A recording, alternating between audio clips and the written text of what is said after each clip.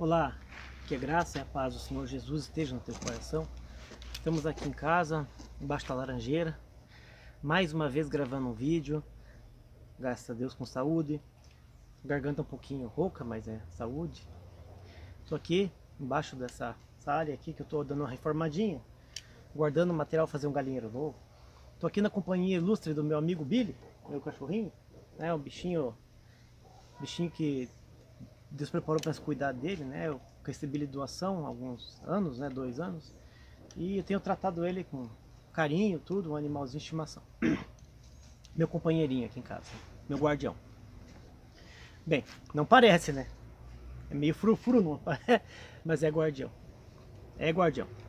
Bem, o tema de hoje, esse vídeo é CCB e as mentiras e distorções na palavra de Deus. Talvez o título que você está vendo é um pouquinho diferente, que eu coloquei aí na imagem, mas é o mesmo título, eu só estou alterando a forma de explicar o título, né? O cachorrinho tá dormiu aqui, tá quem tá com sono, não dormiu, cuidou a noite inteira da casa. O que acontece? Você que está vendo esse vídeo hoje, qual é a intenção, irmãos e irmãs, desse vídeo? É esclarecer uma mentira que está sendo contada já há muito tempo. E essa mentira,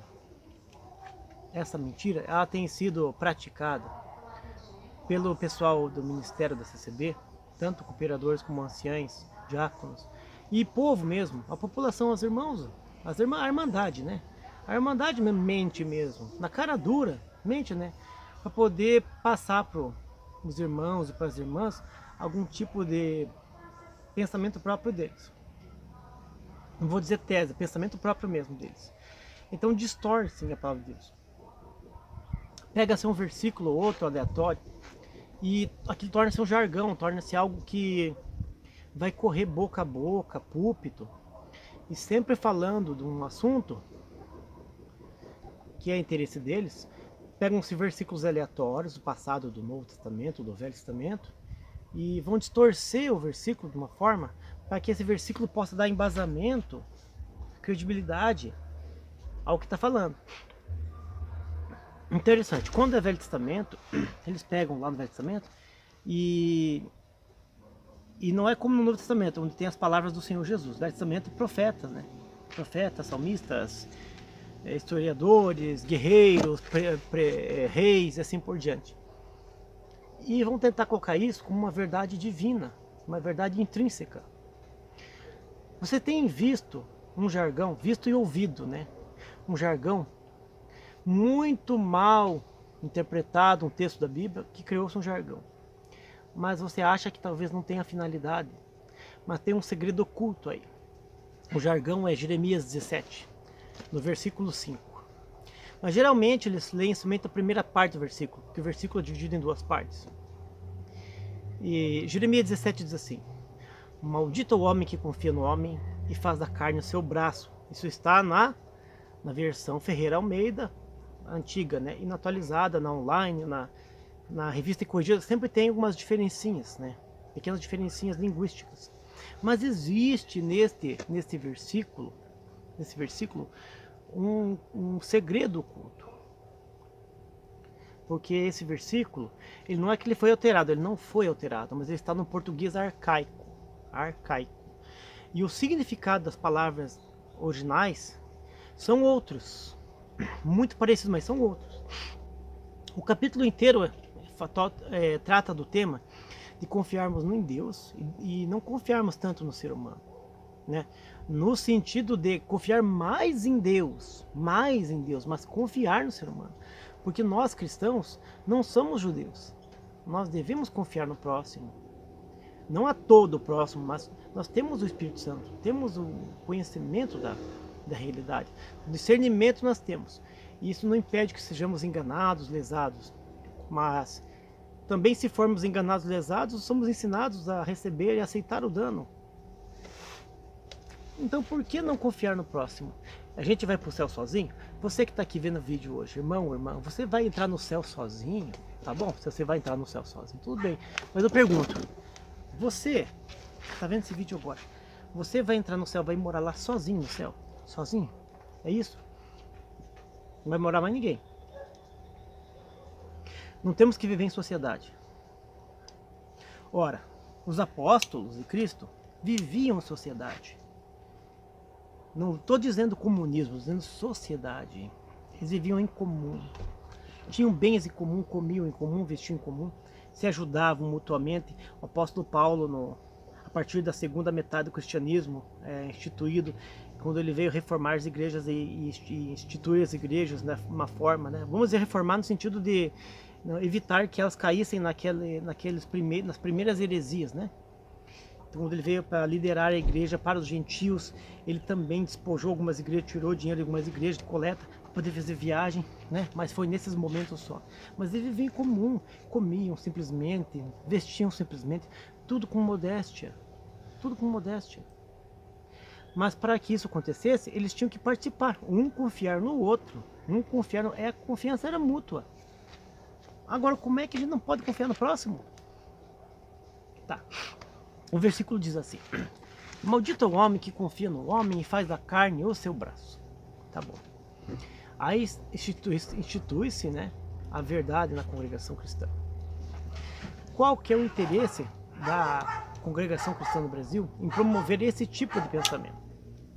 O interesse da igreja congregação cristã no Brasil em promover esse tipo de pensamento é veladamente e ocultamente desacreditar todos os líderes evangélicos do Brasil que não sejam da sua seita.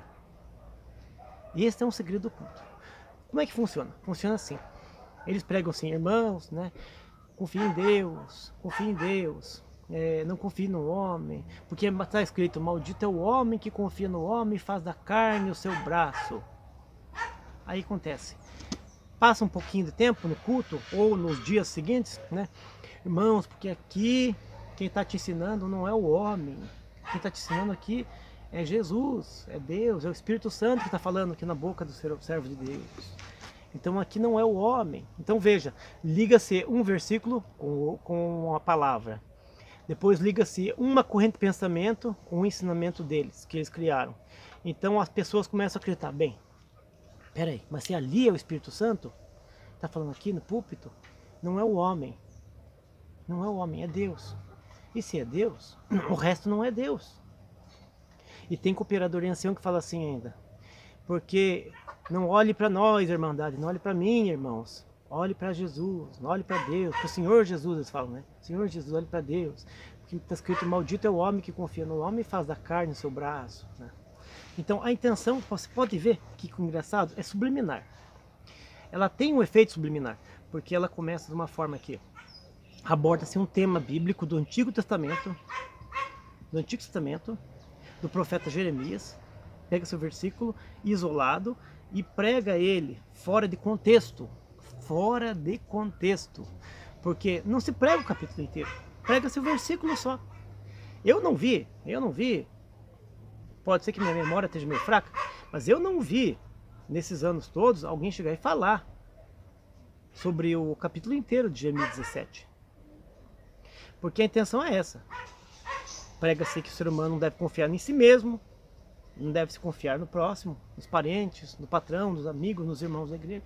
Confiar no Senhor Jesus. Aí a pessoa se escraviza, ela fica norteada. Aí só na igreja, buscar a palavra, confiar em Deus. É desse tipo de pensamento e corrente de pensamento é que surge todo tipo de xenofobia, todo tipo de antissemitismo que ocorreu com os judeus. Porque a pessoa se prende num pensamento, numa lavagem cerebral, que somente ali está certo e somente ali é Deus. Então eu tenho que confiar somente em Deus. Então eu tenho que confiar somente ali.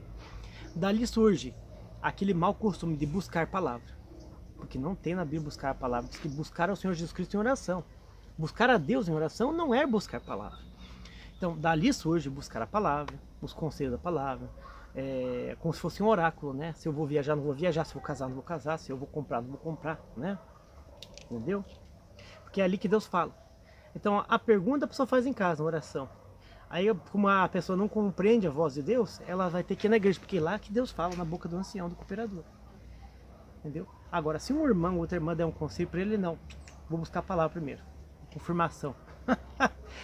Irmãos, antissemitismo aconteceu com os judeus, foi através disso aí. Através disso aí. Começou assim. Começou assim. A xenofobia começa assim.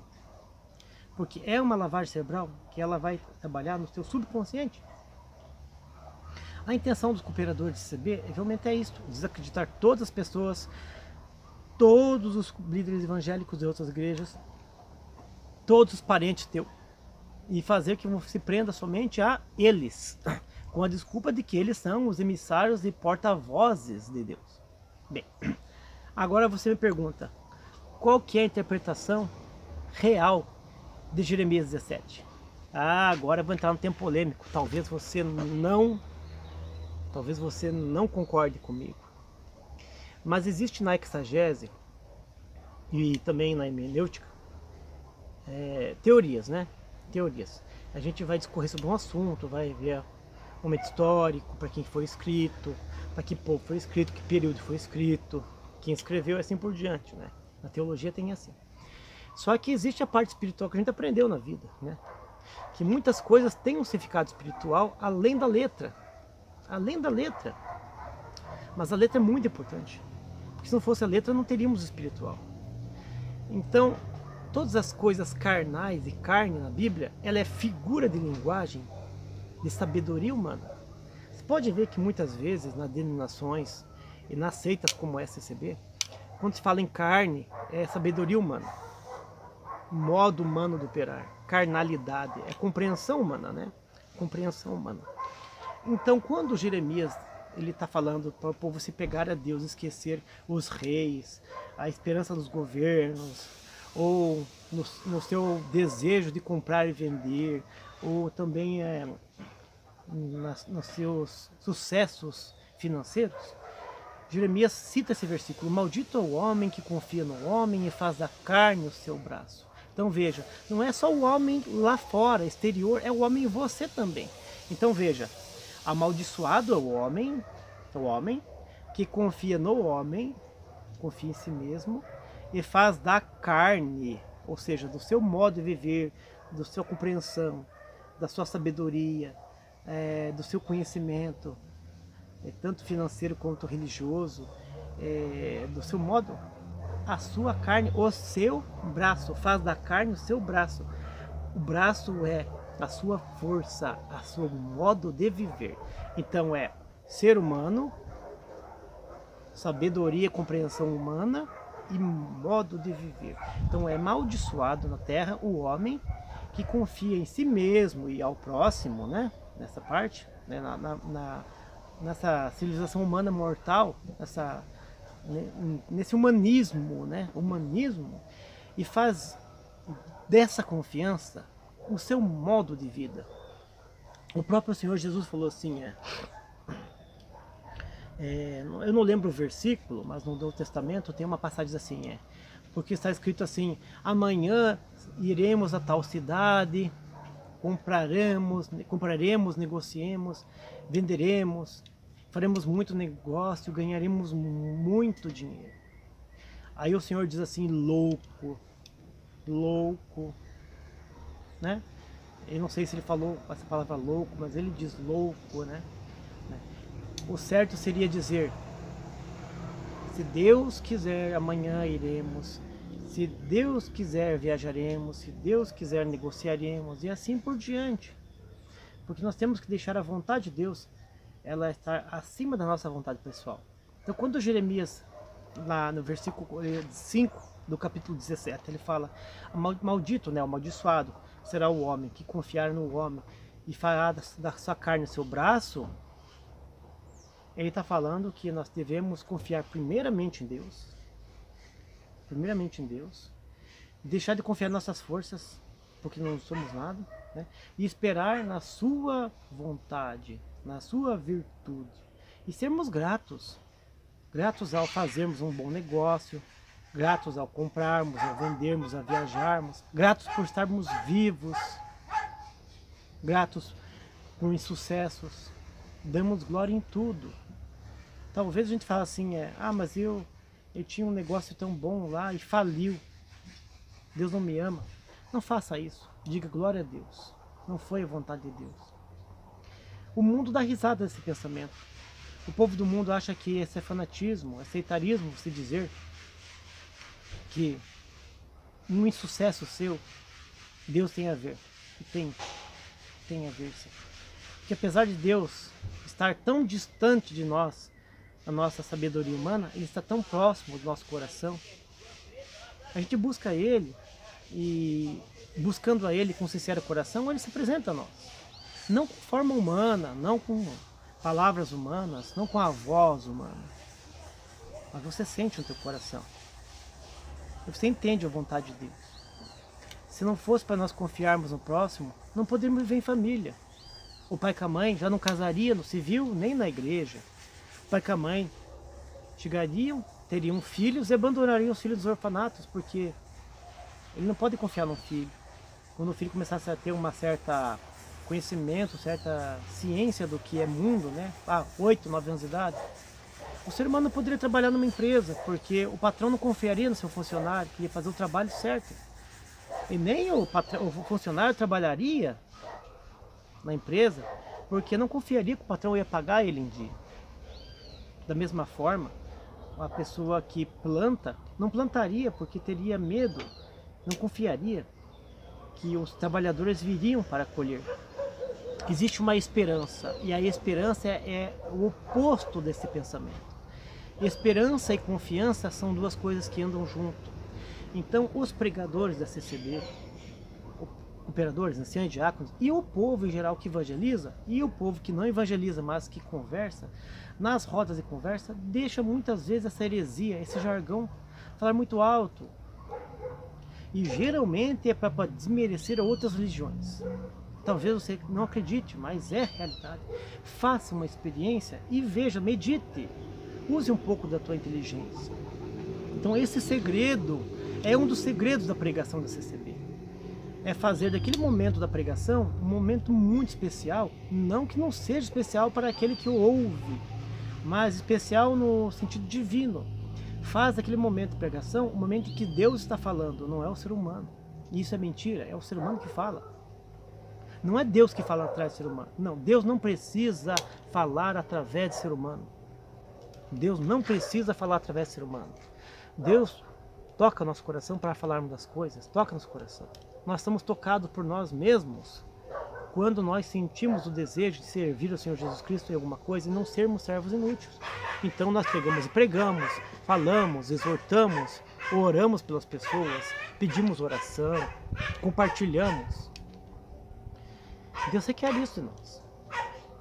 Deus não vai ficar todo dia te chamando você, ei, ô Silvio, ora pelo João, pela Antônia, pela Maria, pela Vitalina, pelo Antônio, pelo Valderi, ore pelo Luciene, ore pelo Davidson. Não, Deus não vai falar com você assim.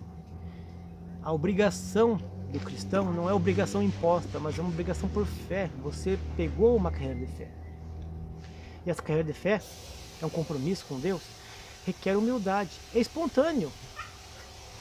Agora, devemos confiar em quem? Em Deus ou nos homens? Em Deus. Isso é pregação da CCB. É pregação da CCB. Então, as pessoas chegam diante de um púlpito, falam isso dentro de um púlpito, e o povo não entende, mas com o tempo, isso vai gerar no líder ali autoconfiança para que nos próximos dias ele venha pregar essa heresia de que ali Deus está falando vivamente, claramente, através da boca dele, e que nos outros lugares não.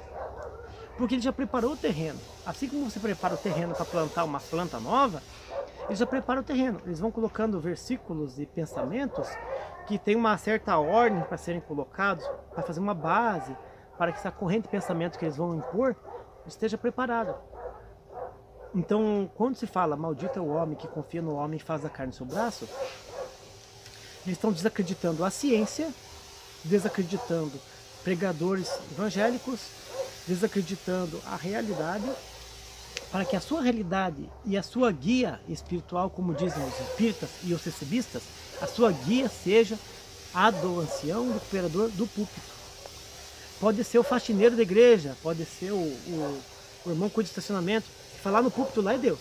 Se você é para fora do púlpito, um degrau para baixo não é Deus. já não é Deus. Olha só o pensamento que esses homens estão passando por. Então essa é uma lavagem cerebral também, né? Quanto a esse versículo aqui que eu falei, do capítulo 17 de Jeremias, você pode ver que as pessoas só citam ele, não citam nem o de baixo, nem o de cima. Então eu espero que você que esteja em casa agora vendo esse vídeo, escutando esse áudio também, possa pegar a sua Bíblia e ler o capítulo 17 de Isaías. De Jeremias, perdão, não é Isaías, é Jeremias. Ele pega o capítulo 17 de Jeremias e leia ele inteiro. Quando estiver na tua casa, lá no teu repouso, num canto da tua casa, vai lá e leia esse capítulo inteiro e você entender a mensagem que Deus mandou para você. Mas ela é espiritual, ela não é carnal. Não é carnal, ela é espiritual. Ó, usei um termo cecebista aqui, carnal, né? É isso que temos que fazer. Abençoado é o homem que confia em Deus e faz da justiça de Deus o seu modo de viver. E a justiça de Deus é partilha, é compromisso, é comunhão, ou seja, a comum união. Quando você está em comum união, você está com Deus. Agora, se você não tem confiança, não tem como ter comunhão. A comum união entre os seus comuns, a união entre os comuns e com Deus. Comunhão é comum união. É união com os pessoas iguais, os comuns. É assim que funciona. É assim que funciona. Vamos ter paz com Deus, paz com os irmãos. Não tem como ter paz com Deus se não tiver com os irmãos. Como é que vai ter intimidade com o Senhor se não tiver intimidade com a pessoa aqui na terra? Como é que você vai confiar em Deus e não vai confiar no ser humano que está ao teu lado, que você vê? Eis uma diferença muito grande do Velho Testamento e do Novo Testamento. Parece até que na Bíblia tem, como dizem, contradições. Essas contradições são ideológicas, né? Porque, em parte, o ensinamento de Jeremias ele é bom, porque ele é profético, e ele é justo e verdadeiro em parte. Em parte.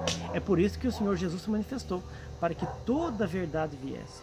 Porque tinha coisas que a gente conhecia em parte no Velho Testamento, e hoje conhecemos por total no Novo. Mas assim como tem coisas no Novo, que só vamos conhecer em totalidade no céu. O apóstolo Paulo fala, hoje vemos por parte, como enigma em espelho. Então, temos que pedir a Deus sabedoria, entendimento, conhecimento, para buscarmos viver em paz aqui na terra, confiando em Deus, dando uma palavra de confiança, de amizade, estendendo a mão amiga aos irmãos que estão precisando, às irmãs. Tem um irmão que está desempregado, você tem condição de contratar ele, contrate esse irmão. Tem um irmão lá que precisa de uma ajuda, ajuda aquele irmão. Não desconfie, confie, ajude, ação. Tá bom? Essa é a mensagem que eu deixei para vocês hoje nessa reflexão. É uma reflexão chatinha de fazer, porque nem todos creem e ela é um termo muito complexo. Se for falar em parte espiritual e parte escrita, que é a letra. Mas é pura realidade. Medita aí e dá uma entrada no canal lá nas partes de comentários e comenta se você concorda ou não concorda. Comenta lá. Tem total liberdade de comentar. Comenta o que você acha desse capítulo, desse versículo, o que você entende espiritualmente sobre esse capítulo do versículo. Porque a letra está ali. Agora, o que está escrito no Espírito? O que quer dizer na parte espiritual, na parte que está oculta ali no versículo? Comenta lá. Eu espero que Deus abençoe você, a tua família, em nome do Senhor Jesus Cristo, com bastante saúde espiritual, inteligência emocional, e que você seja liberto de todos esses males espirituais e afligitivos que essas seitas têm colocado na sua mente nesses anos todos. Deus guarde você e a tua família, no nome do Senhor Jesus Cristo, e se vemos no próximo vídeo, se o Senhor assim quiser. Que Deus abençoe a todos, até o próximo vídeo.